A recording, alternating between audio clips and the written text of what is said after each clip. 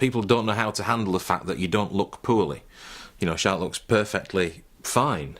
You know, and it doesn't affect you in an outwardly obvious way. Yeah. But the effects, you know, certainly psychologically, are quite pronounced.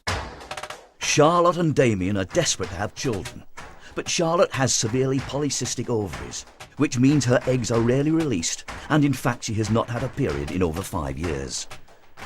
On top of that, Damian's lifestyle choices could be giving him slow swimmers, making it virtually impossible for them to conceive naturally. That's after that. Have you stopped crying then? I've stopped crying then. We're married there. Husband and wife. Yeah. While in the 21st century, lots of couples choose not to have children, in Damian and Charlotte's world, when you've been married for 8 years and there's no sign, the questions start to get awkward.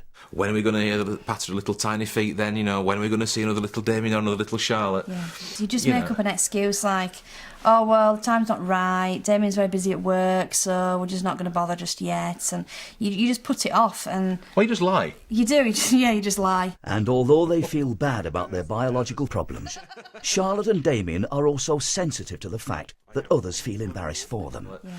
You know, what you really can't say is, well, actually, Charlotte's got polycystic ovaries and a bit of endometriosis and she's got an underactive thyroid. So listen, I'd really appreciate it if you didn't ask that question.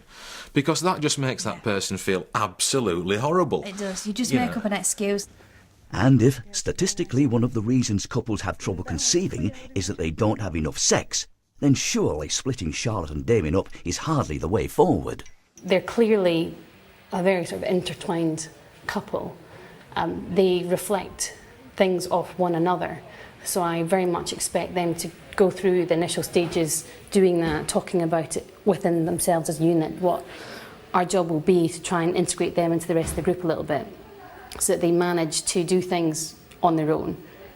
You know, it will happen as part of the detox where they'll have maybe personal stuff, and rather than load that onto their partner, to load that onto their therapist, because sometimes that separation, that little bit of space and time on your own is extremely healing.